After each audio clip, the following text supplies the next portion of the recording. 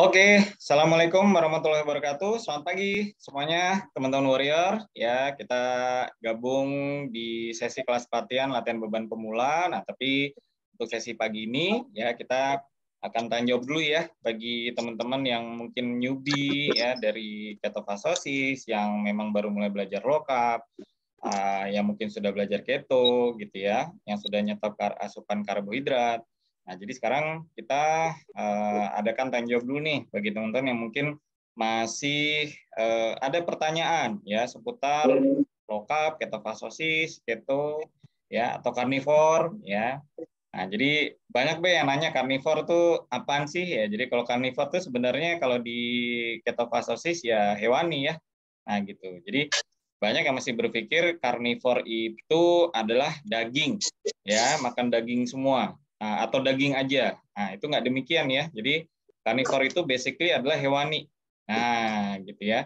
Jadi basicnya adalah hewani yang memang kalau di KF itu ya itulah yang kita makan gitu ya untuk di fase induksi, ya kan? Nah, jadi hewani yang diutamakan. Nah, ini yang masih banyak berpikir bahwa kalau hewani itu maaf, karnivor itu adalah hanya makan daging. Nah, gitu ya. Jadi karnivor itu basicnya adalah semua hewani ya, yang bisa terbang, yang bisa jalan, yang bisa berenang.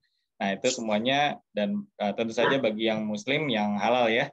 Nah, gitu. Jadi itu intinya kalau misalnya bagi teman-teman yang memang mau belajar nih di awal gitu. Oke, yuk kita buka pertanyaan. Siapa yang mau mulai dulu? Mau di chat boleh, mau langsung buka speakerphone, monggo silakan. Siapa? Oke. Di sini ada Babe Sidik yang udah jalankan ketofastosis 6 tahun ya, Be ya? Masuk tahun ke-7, Be? Betul, masuk tahun ke-7. Nah, luar biasa. Masuk tahun ke-7. Ya, jadi kalau pagi misalnya semua teman-teman. ya, pagi Mbak Galuh, ya ada Mas Fuad, ada Mbak Niken ya. Mbak Niken yang tadi pagi aku reply ya, Mbak Niken. Iya, Ya, betul. ya. Oke. Terima kasih sudah diajak gabung. Iya, sama-sama Mbak Niken. Oke, sebelum ada pertanyaan lain, yang lain mungkin kalau mau tanya mungkin bisa di chat dulu boleh. Ya, mungkin sekarang aku langsung ke Mbak Niken ya. Nah, jadi yang tadi Ya. pagi aku reply Mbak, kondisi yang dialami adalah suami jantung berdebar ya. Nah, gitu ya. Nah, Berdebar dan seperti ada beban gitu di dada sebelah kiri betul. atas. Betul. Nah, ini yang biasanya terjadi yang namanya adalah keto flu. Ya. Nah, ini adalah keto flu ya, teman-teman ya. Nah, jadi keto flu ini tidak bisa diremehkan. Maksudnya tidak bisa diremehkan kenapa? Karena pada saat kita menyetop asupan karbohidrat, nah, itu biasanya terjadi namanya water loss. Ya. Nah, jadi ini biasanya ditandai dengan teman-teman mungkin merasakan pipisnya lebih banyak, mungkin ada keringetan lebih banyak ya. Nah, jadi yang hal-hal seperti ini menyebabkan air, jadi pengeluaran air kita lebih banyak pada saat tahap-tahap awal menyetop asupan karbohidrat. Nah, jadi gemuk kita itu ada dua, ya gemuk lemak sama gemuk air. Nah, pada saat kita menyetop asupan karbohidrat, air ini banyak keluar dulu. Kenapa? Karena karbohidrat itu mengikat air, ya. Nah, jadi pada saat kita stop asupan karbohidrat, airnya juga keluar. Nah, pada saat air keluar, yang mesti diwaspadain pada saat pengeluaran air besar-besaran, terutama juga pada saat olahraga, ya kita keringetan, ya mungkin sekarang cuaca mungkin agak-agak dingin ya, nah, tapi sekarang berapa hari di Jakarta cukup panas nih. Nah, itu mesti diwaspadain juga tetap ya bagi teman-teman yang juga sudah lama juga ya pengeluaran air. Jadi tendensi kita pada saat kita rendah karbohidrat ini adalah lebih banyak water loss-nya. Nah, pada saat water loss itu banyak, yang pertama keluar adalah sodium. Ya, jadi sodium ini yang akan ngikut keluar. Ya, jadi elektrolit di dalam tubuh kita punya namanya sistem elektrolit ya, kelistrikan lah, semacam itu. Nah, jadi sodium itu yang pertama keluar. Kemudian diikuti dengan kalsium, kemudian diikuti sama potasium, diikuti lagi yang terakhir ada magnesium. Ya, nah jadi ini yang membuat kita bisa terjadi namanya defisiensi elektrolit. Nah, jika kita tidak mengembalikan yang pertama adalah hidrasi minum. Nah, makanya minum ini sangat penting.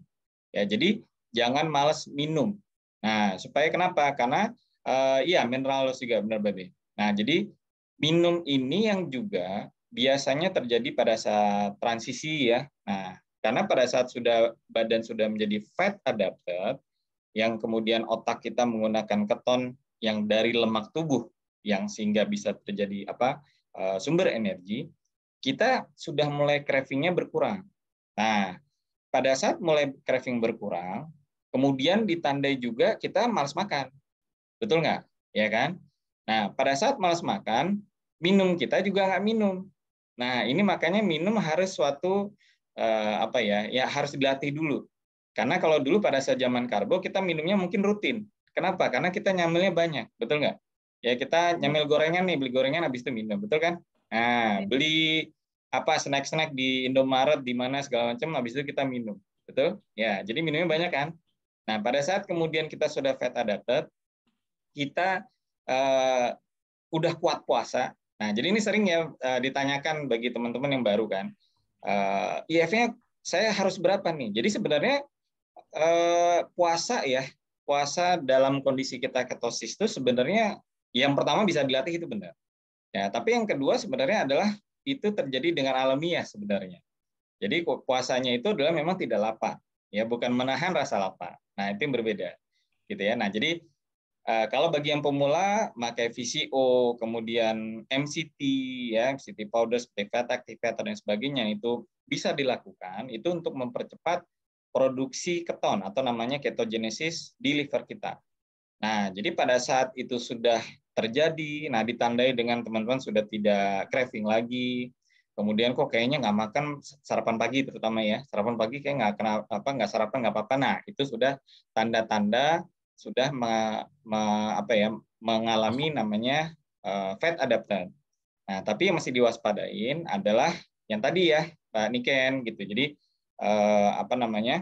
water loss kemudian diikuti dengan elektrolit dan juga mineral. Nah, ini makanya pertama harus minum, dilatih ya. Nah, makanya kenapa olahraga, bergerak, terutama latihan beban. Nanti kita masuk latihan beban nanti ya. Nah, itu juga termasuk yang direkomendasikan. Kenapa? Karena dengan kita olahraga, segala macam, mau ngomong kita haus. Nah, kita akan minum lebih banyak. Nah, hidrasi kita akan lebih banyak.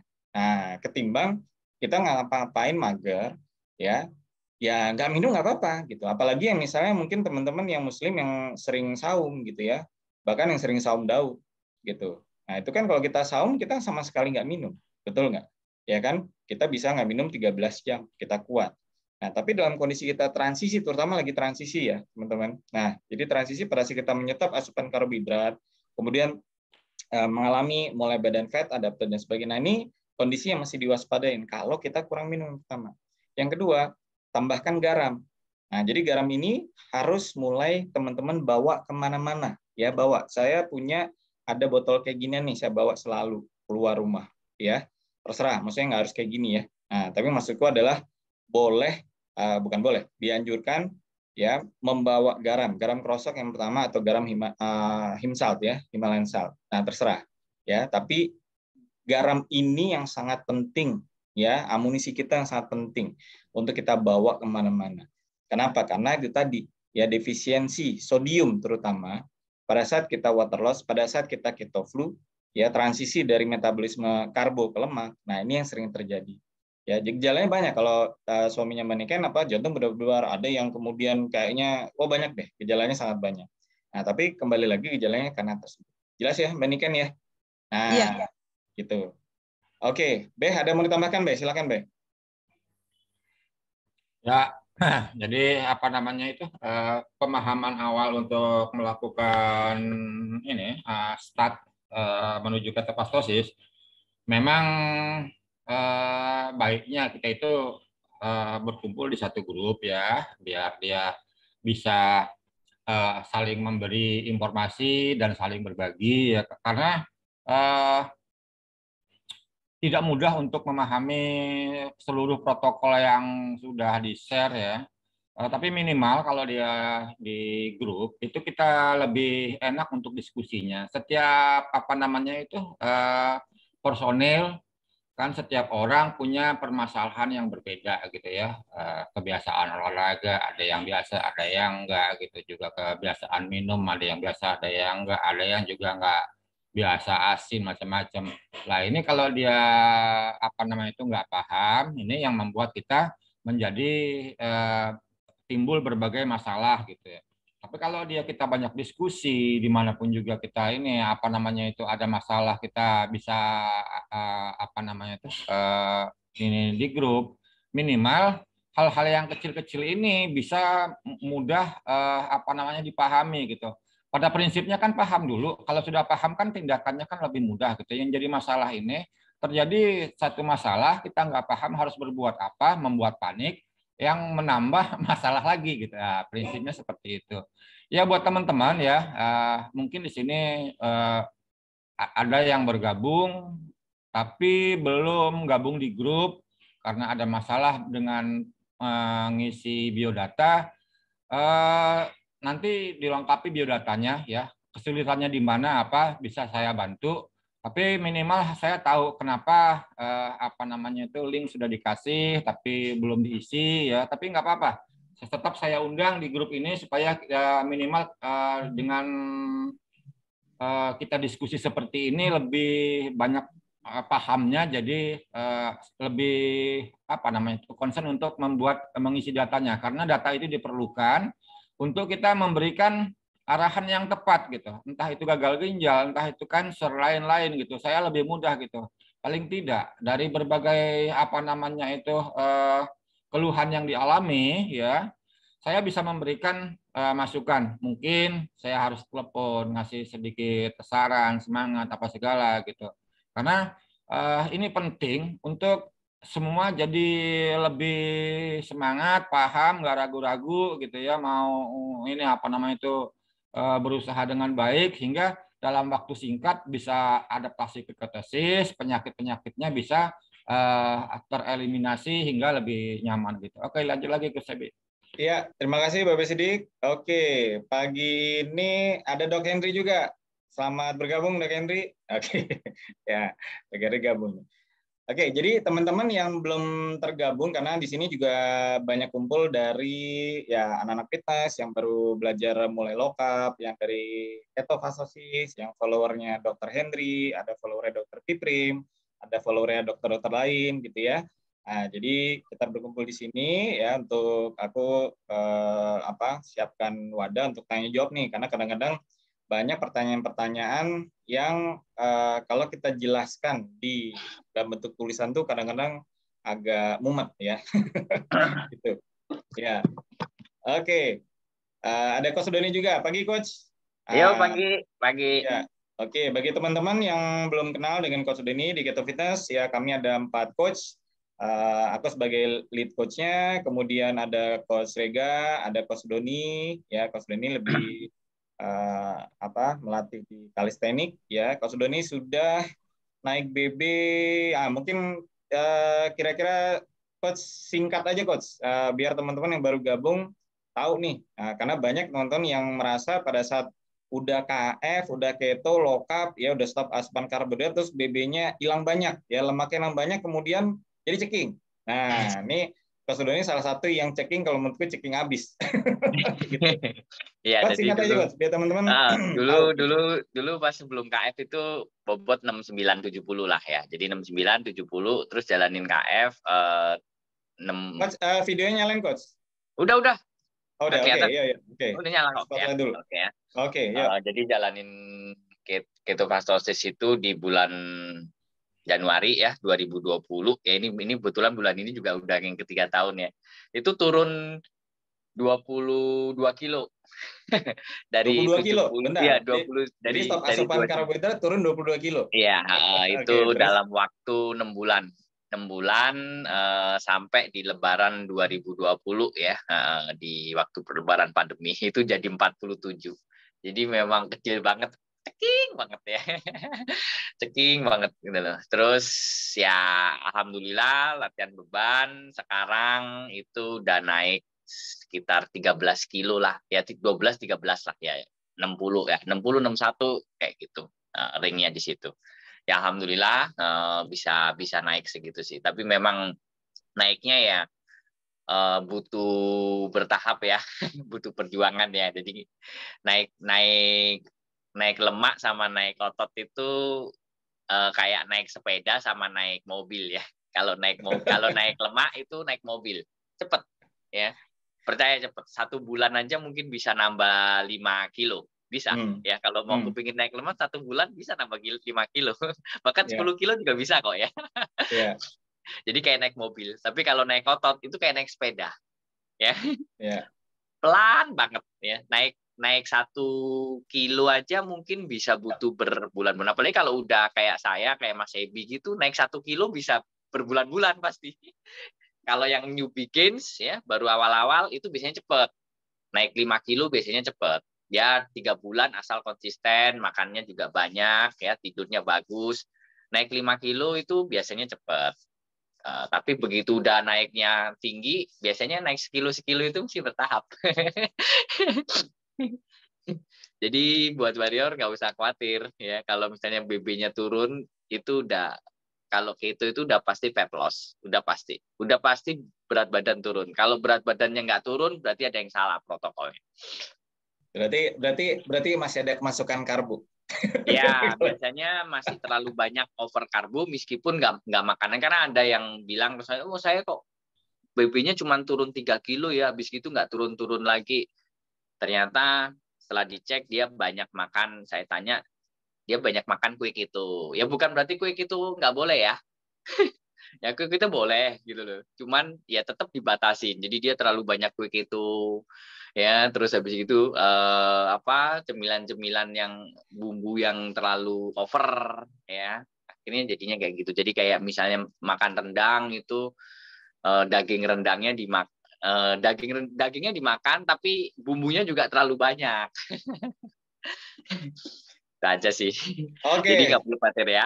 Ya, terima kasih Coach Doni. Oke, sip. Ya gitu ya teman-teman ya. Jadi intinya adalah teman-teman nggak usah khawatir kalau yang misalnya baru mulai stop karbo segala macam. Nah jadi gini. Kenapa kalau direkomendasi dalam kita gaya hidup rendah karbo ini salah satunya adalah latihan beban, ya. Nah, jadi olahraga lain boleh. Nah, jadi ini sebenarnya ada videoku tapi ini secara sekilas saja ya bagi teman-teman yang baru. Ya olahraga ini ada 2, ya ada kardio sama weightlifting. Nah, jadi kardio itu teman-teman contoh misalnya main badminton, main sepak bola, main basket itu masuk kardio. Jadi kardio itu bukan hanya lari, ya. Nah, jadi yang teman-teman punya ada preferensi sebelum ber-KF, punya olahraga tertentu, ya main pingpong lah, main tenis, dan sebagainya, itu masuk kardio. Nah, kalau weightlifting atau latihan beban, itu mas spesifik adalah bagaimana teman-teman melatih otot rangka. Ya, di mana memang harus ada pengulangan, namanya repetisi, nah kemudian ada jeda antar set. Nah, jadi jeda antar set, kenapa? Karena memang tipikal latihan beban seperti itu. Nah, jadi contoh bagi yang nanti kita masuk di sesi kelas pelatihan, ya, untuk pemula adalah nanti kami selalu ajarkan adalah jeda antar set bisa 30 sampai 45 detik atau bahkan 60 detik ya 1 menit. Nah, jadi kalau misalnya di awal selalu aku anjurkan adalah 8 repetisi dengan 3 set ya. Nah, jadi sering orang bertanya 8 kali 3 kan 24, Coach. Nah, kenapa nggak langsung aja 24? Benar nggak? Ya kan? Jadi banyak yang bertanya seperti itu. Nah, memang karena latihan beban itu bukan endurance.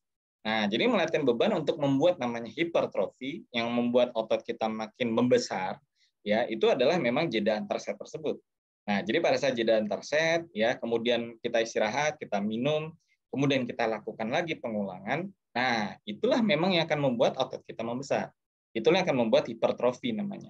Nah, jadi memang harus bersabar. Nah, seperti tadi Coach Doni bilang bahwa kalau kita menaikkan massa otot itu perlu waktu, perlu konsistensi. Ya, nah, menaikkan BB itu bukan dengan menaikkan massa otot itu bukan hal yang semudah kita stop asupan karbohidrat kemudian total lemaknya hilang banyak. Ya, terutama apalagi yang di awal, bagi yang baru mulai ber-KF, berketo, low carb, nah itu biasanya turunnya pasti seminggu pertama bisa 3 sampai 5 kilo. Betul nggak? Iya kan? Nah, kenapa? Karena disitulah air dulu yang keluar yang tadi kita bahas di awal. Ya, jadi water loss dulu yang keluar. Karena karbo itu mengikat air dengan sangat banyak, ya. Nah, gitu. Jadi intinya adalah kalau kita karbonya udah sangat banyak, ya air kita juga banyak. Nah, jadi turunnya sudah mulai perlahan itu turun air, kemudian turun lemak, berikutnya lipolisis yang terjadi. Nah, disitulah kemudian kita turun body fat, ya kan? Nah, kebanyakan dari kita mager, betul nggak? Ya, jarang olahraga, jarang latihan beban. Ya, kita nggak usah bicara latihan beban dulu deh. Ya, semua yang rata-rata badannya ceking, ya termasuk aku dulu, ya dari 80 turun jadi 62, itu kondisinya adalah memang otot rangkanya kecil, karena nggak pernah olahraga selama hidup.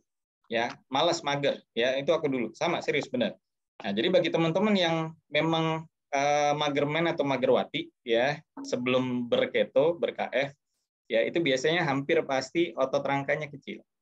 Nah, kecuali kalau misalnya ada preferensi tertentu yang sebelum berketo sudah senang olahraga. Contoh, suka main basket.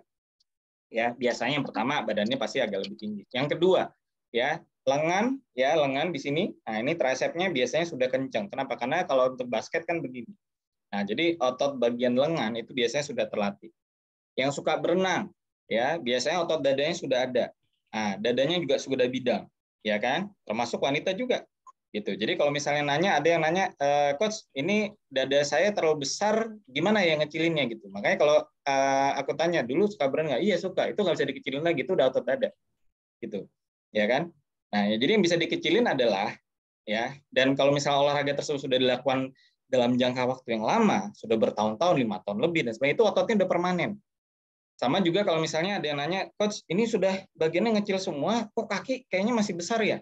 Gitu ya. Kok kaki masih besar, nggak bisa kecil? Nah, Mbak dulu suka goes nggak? Iya, suka dulu. Oh, goesnya berapa lama? Wah, udah 3 tahun, Coach. Ya, itu bukan lemak lagi di kakinya, itu otot. Nah, gitu ya. Nah, jadi mesti dipahami juga bagaimana kehidupan kita sebelum menggemuk, ya kan? Kemudian kehidupan kita sebelumnya dengan olahraga. Nah, berapa karakter olahraga yang kardio tadi itu memang melatih bagian otot tertentu. Nah, sehingga memang ototnya sudah permanen. Nah, kembali yang tadi sudah disebutkan sama Coach Doni di awal adalah kalau kita melatih otot, memang kita butuh konsistensi. Nah, jadi kalau misalnya sudah naik BB kemudian turun, ya turunnya kenapa? Karena berhenti latihan beban, ya ototnya turun lagi.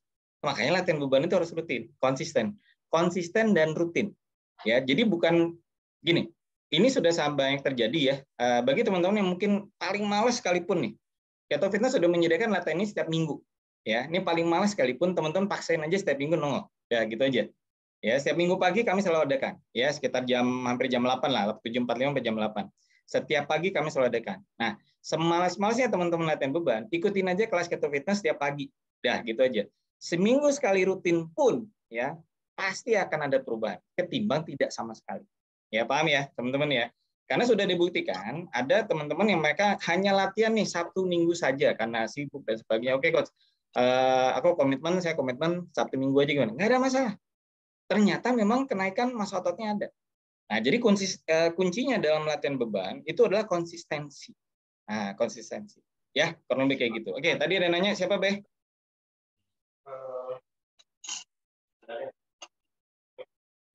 Sebentar. Tadi ini apa namanya itu Pak Sunarto sudah Pak Sunarto 1,5 1,5 bulan dari ya. 80 sekarang 72, 8 kilo ya hilang. Tinggi badan 180. Apakah volume? Oke, ya volume banyak sedikitnya konsumsi hewan mempengaruhi turunnya berat badan. Oke, tadi aku sudah jelaskan ya, Mas Sunarto ya. Jadi turun memang yang pertama adalah turun air ya Mas. Nah, jadi yang pertama turun air, kemudian turun lemaknya. Jadi kondisi bisa turun air itu seminggu pertama. Nah, jadi kalau seminggu pertama turun 3-5 kilo biasanya itu mostly air dulu yang keluar. Oke, itu yang pertama. Kemudian apakah volume konsumsi hewan mempengaruhi turunnya berat badan? Enggak juga karena itu masih lipolisis ya. Masalah teman-teman melatih makannya berapa banyak segala macam, ikutin rasa laparnya aja dulu, jangan dipaksakan. Ya, jadi kalau misalnya kemudian pada saat sudah mulai badan sudah fat adapted, ya rasa lapar berkurang, ikutin aja. Nah, makanya kenapa latihan beban perlu, bukan hanya perlu, kalau menurutku adalah harus dilakukan, dimasukkan dalam gaya hidup kita. Kenapa? Karena latihan beban ya mempengaruhi rasa lapar. Nah, karena ada otot yang disobek. Dan otot yang disobek dalam latihan beban itu adalah otot muscle fiber type 2 tipe 2. Ya, tipe 2 ini adalah 2A, B sama X ya. Nah, kita bicara general ya tipe 2. Di mana tipe 2 kerusakan ototnya lebih banyak ketimbang tipe 1 yang biasa dihasilkan dari olahraga kardio. Nah, jadi yang teman-teman mungkin preferensi olahraga yang tadi aku sudah sebutkan sebelumnya, main tenis, bahkan lari sekalipun, ya itu adalah masa otot tipe 1 kebanyakan. Nah, masa otot tipe 1 tidak memberikan atau tidak memberikan rasa lapar sehebat ya, masa otot tipe serat otot tipe 2, bukan masa otot. Ya, tipe serat otot, muscle fiber. Nah, gitu ya. Makanya kenapa dianjurkan adalah berlatih beban secara rutin. Kembali kata kuncinya rutin. Rutin itu yang kami anjurkan di Keto Fitness adalah seminggu 3 kali udah cukup.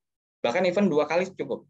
Ya kan? Kalau semangat-semangat tadi aku bilang, ikutin aja kelas pelatihan Keto Fitness setiap minggu pagi. Itu 1 kali setiap seminggu sekali.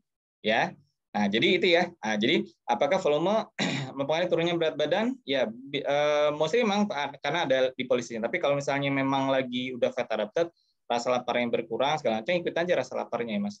Nah, tapi nanti percayalah kalau Mas Sunarto sudah mulai memasukkan latihan beban sebagai gaya hidup, nah rasa lapar itu akan meningkat.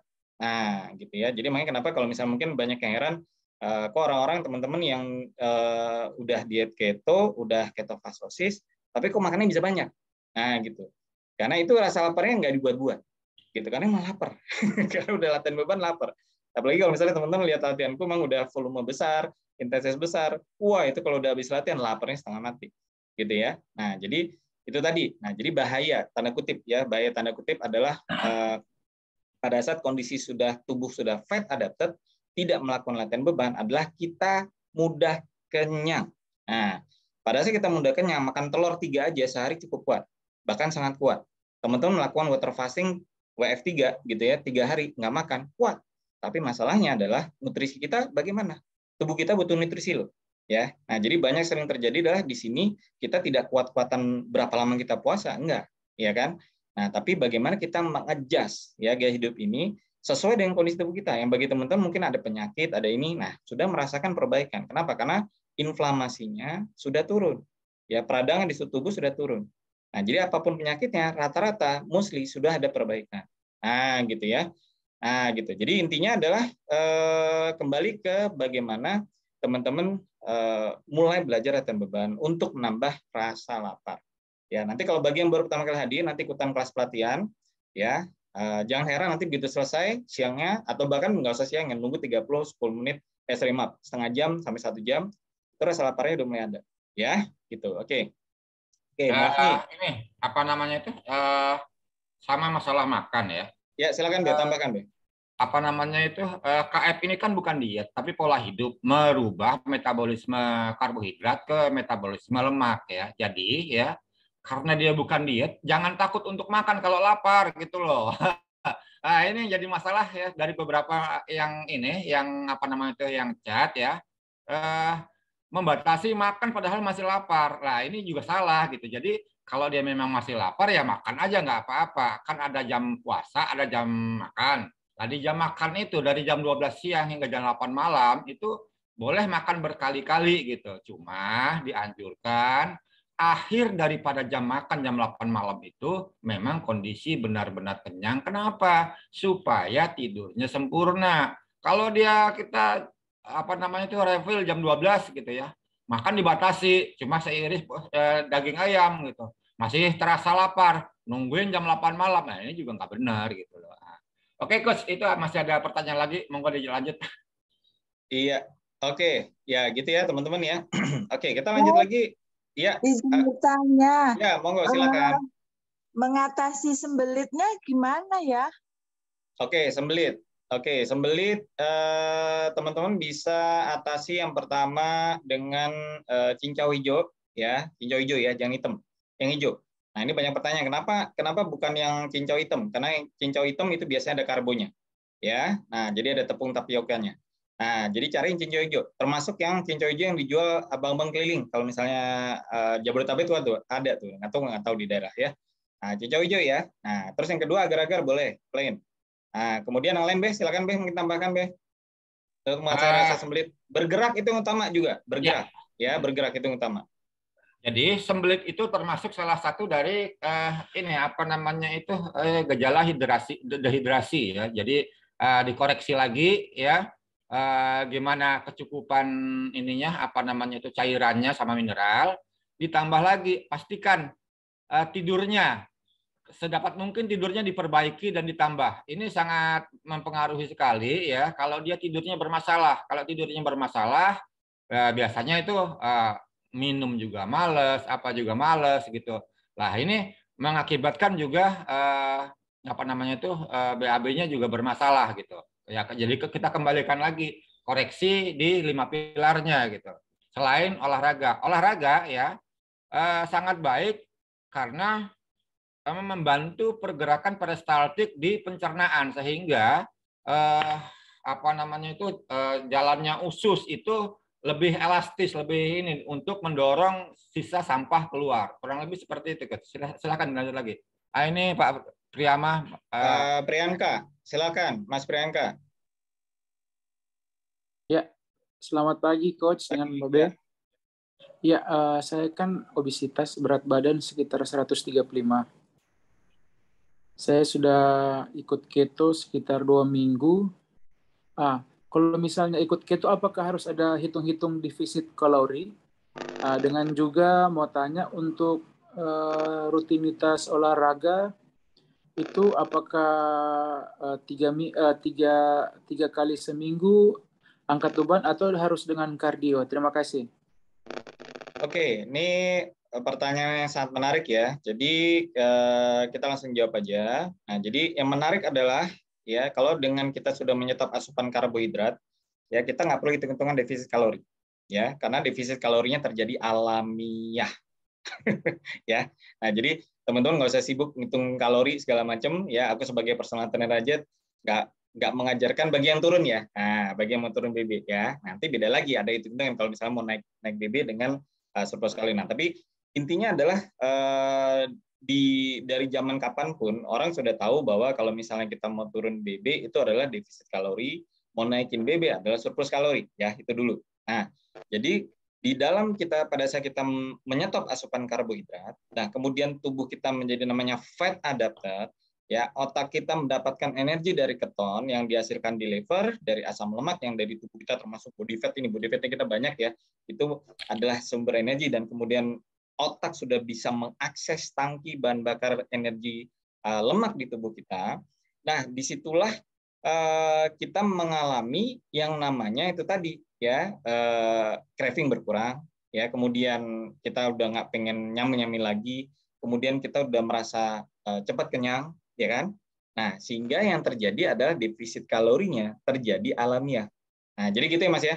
Jadi tidak perlu hitung-hitung kalori ya untuk yang mau turun BB atau yang baru mulai stop asupan karbohidrat, apalagi yang sudah kuat ditambah fasting. Nah, gitu. Nah, akan tetapi yang tadi aku bilang ya, tadi aku bilang bahwa pada saat kita sudah nggak merasa lapar, kemudian kita sudah kuat fastingnya, sudah apalagi udah kuat 20 jam. Nah, ini yang mesti diwaspadain adalah ya asupan kita tetap harus ada protein dan lemak. Nah, karena dua sumber ini adalah esensial. Ya, ini harus diasup oleh tubuh kita. Kalau karbohidrat tidak esensial. Jadi artinya apa? Karbohidrat kalau misalnya kita tidak mengasup sekalipun, kebutuhan gula di dalam tubuh kita tetap butuh gula. Walaupun kita sudah stop asupan karbohidrat, otak kita sekitar masih 20% masih butuh glukosa. Ya, kemudian sel-sel di tubuh kita ya seperti sel saraf peti, kemudian sel darah merah dan sebagainya itu membutuhkan juga glukosa, tapi dalam jumlah yang sudah sangat minim. Nah, kebutuhan tersebut bisa dipenuhi oleh namanya proses gluconeogenesis atau GNG singkatnya. Ya, proses GNG adalah proses pembuatan gula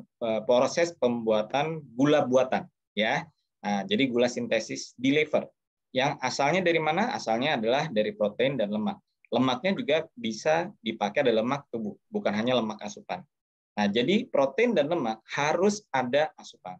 Nah, terutama kebutuhan protein ya tetap harus ada ya minimal ya tanpa olahraga. Kebutuhan protein rata-rata sekitar 50 gram per hari ya tanpa olahraga. Nah, apalagi yang sudah mulai olahraga, apalagi latihan beban, ya naikkan kebutuhan protein tersebut ya hingga 100 gram per hari. Nah, tapi nggak apa-apa kalau Mas ngitung juga, ikuti sinyal lapar dulu. Nah, gitu. Ya, jelas Mas ya. Jadi Mas Priyanka yang pertama nggak usah hitung-hitung ya karena defisit kalorinya sudah terjadi alamiah Ya, jadi kalau misalnya kalau yang mau ngitung ya, kalau yang mau ngitung gampang ya. BMR itu fase maintenance ya. Jadi maintenance kalori maintenance itu kita hitungannya adalah 2 kali berat badan BB dikali 2,2 harus dikonversi ke pound dulu ya. Ya, kemudian dikali 15. Nah, itu adalah kalori maintenance. Nah, jadi kalau mau defisit kalori berarti dikali 14, 13 atau bahkan 12. Nah, coba aja itu. Kalau yang mau ngitung ya. Nah, itu yang terjadi nanti makan sehari segala macam itu semua udah defisit. Nah, tapi akan bahaya kalau misalnya cuma makan 3 telur aja sehari udah kuat. Paham ya? Nah, karena 3 telur, itu anggap aja telurnya besar, 1 telur 6 gram, itu cuma 18 gram proteinnya dalam sehari, berarti kurang. Nah, kalau kita kekurangan protein, defisiensi protein, tubuh akan tetap mencari sumber asam amino lain. Nah, di mana tubuh mencari asam amino lain di tubuh kita? Di mana? Di otot. Nah, jadi kalau misalnya kita kekurangan protein, ya tubuh akan mencari otot sebagai sumber asam amino di tubuh kita, dan sehingga akan terjadi namanya katabolik otot. Nah, apalagi memang tidak latihan beban. Nah, gitu ya. Jadi, kenapa latihan beban memang sangat dianjurkan? Bahkan kalau aku bisa pribadi mengatakan harus dilakukan, karena otot kita itu mengalami atrofi, ya penurunan massa otot. Memang tidak signifikan, tapi terus berturun bertambah usianya kita. Ya, nah, bagaimana untuk melatih atau melawan atrofi atau bahkan yang namanya sarkopenia? Ya kita harus melatih otot rangka. Gitu. Nah, yang pertama melatih otot rangka kegunaannya adalah salah satunya adalah dia bagi yang DM ya, bagi yang DM itu akan menurunkan HbA1c lebih cepat dibandingkan yang tidak latihan beban. Nah, jadi bagi yang teman-teman yang menyetop asupan karbohidrat dan sudah mengalami diabetes mellitus, yaitu sudah yang pertama sudah sangat bagus, ya kan? Nah, jika teman-teman mau menurunkan HbA1c-nya, hemoglobin A1c lebih cepat lagi, ya dengan melatih otot rangka, maka otot rangka kita ini adalah bentuknya gula, yaitu glikogen. Nah, sehingga pada saat kita melatih otot rangka, maka sensitivitas insulin ini akan dilatih.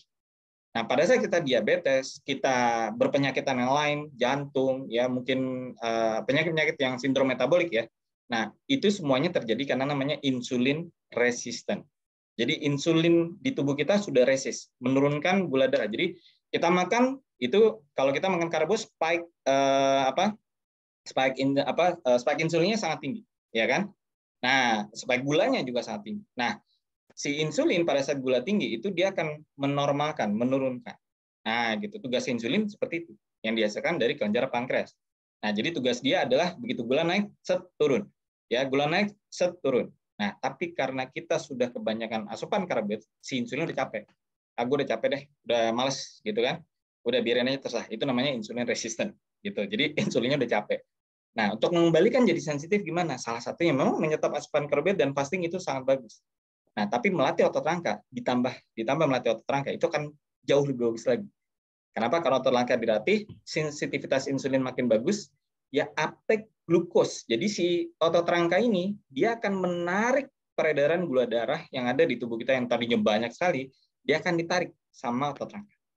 Nah, itulah kenapa bagi teman-teman yang sudah merasakan atau bukan merasakan, sudah rutin latihan beban, kemudian ya kemasukan gula tidak sengaja ya karbo tidak sengaja ya. Nah, itu gejalanya tidak sehebat teman-teman yang mager. Kenapa? Karena otot rangkanya sudah dilatih. Nah, sehingga pada saat ada asupan karbo masuk ya tidak sengaja ya, aku bukan bilang cheating. Tidak sengaja ya karbonya kebanyakan, yang merespon duluan adalah otot rangka. Nah, dia akan mengambil karena otot rangka bentuknya gula. Nah, gitu. Gitu ya, jelas ya kira-kira ya. Oke, Be mungkin bisa tambahkan, Be. Silakan, Be. Coach Doni mungkin mau tambahin, Coach. Silakan, Coach. Enggak, Coach. Oke, udah pas ya. Ya, oke gitu ya. Jelas Itu ya. ada Coach. pertanyaan dari Mbak Lisa itu masalah Masih ada, Coach. autoimun. Sedikit lagi, Ya, Coach. yang mana, Coach? Yang mana, Mas? Priyanka. Mas Priyanka gimana? Satu lagi Ya, apa, Mas? satu lagi. Kalau misalnya untuk frekuensi latihan gimana? Apakah harus dengan kardio atau gimana, Mas? Oke, Untuk bagi menurunkan berat yang masih badan. turun BB, ya Mas. Bagi yang masih turun BB, ya, aku tidak sarankan kardio yang berat, ya cukup jalan kaki, Mas ya. Nah, jalan kaki aja, rutin. Ya, rutinin aja. Jalan kaki. Nah, latihan bebannya gimana? Nah, perlahan. Ya, mulai makanya kalau untuk yang wanita kami selalu anjurkan itu pakai botol mineral aja ya, 0,5 kilo. Itu udah cukup. Wanita. Pria boleh dumbbell 2 kilo atau 3 kilo. Ya, jangan langsung 5 kilo deh. Nah, gitu. Ini terutama untuk yang pria ya. Kadang sering yang kalau pria nih kan gue cowok masa nggak kuat sih 5 kilo. melatih otot rangka tuh gini, kita bukan cuma ngambil cuma sekali. Masalahnya kita ngulang. Nah, kalau kita ngambil sekali kita merasa kuat, betul nggak? Tapi dengan pengulangan 2, 3, 4. Nah, itu kalau langsung berat, nanti terjadi namanya overtrain dulu. Makanya kami selalu mengajarkan bertahap. Ya, bagi yang cowok nih, ya, bagi yang cowok pria, ya, oke, nggak apa-apa 3 kilo dulu, ya, 4 kilo dulu, ya, jangan langsung 5 kilo, ya, gitu. Nah, jadi pakai dalam